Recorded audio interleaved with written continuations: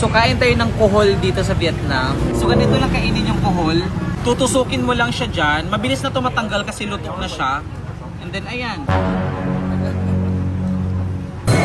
So nandito ako sa Vietnam at kakain tayo dito sa tabing kalsada. Ayan. So mag-order lang tayo ng food nila dito. At in fairness guys ha, mura lang yung mga food nila dito.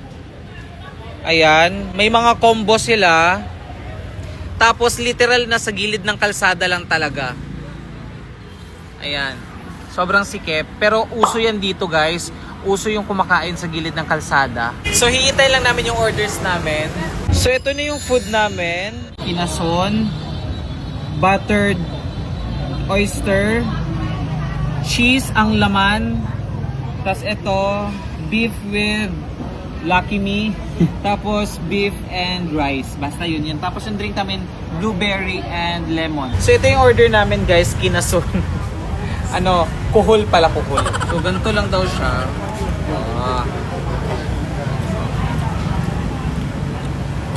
Sarap. Ang sarap ng pagkakaluto ng kuhol nila dito. Tignan mo naman. By the way, nandito pala kami kumakain sa gilid ng kalsada. Literal na kalsada.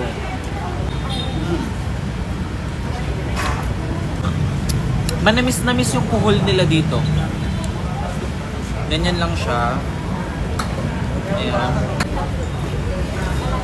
Try naman natin tong cheese stick or mozzarella stick.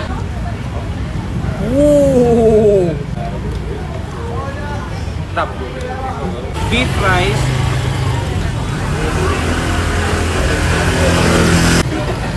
Ang sarap. Ang sarap kumain sa gilid ng kalye. I-try naman natin tong oyster na may cheese na minelt. Parang binake ata to. Ooh. Ang sarap. Yun. Tignan mo naman yan.